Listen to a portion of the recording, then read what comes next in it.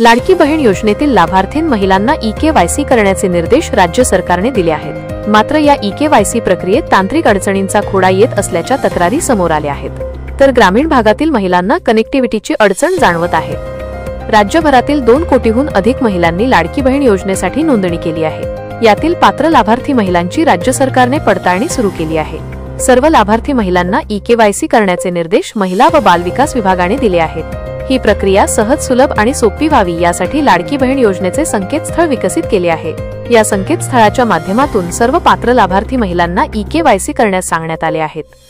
मात्र या प्रक्रियेत अनेक तांत्रिक अडचणी येत असल्याच्या तक्रारी महिलांकडून केल्या जात आहेत। ग्रामीण भागात कनेक्टिव्हिटीचा अडसर असल्याने महिलांना ई-केवायसी प्रक्रिया करता आलेली नाही, तर ई-केवायसी प्रक्रिया करताना OTP येत नसल्याच्या तक्रारीही मोठ्या प्रमाणात समोर आल्या आहेत। अनेक महिलांनी संकेतस्थळ उघडत नसल्याच्या तक्रारी केल्या आहेत।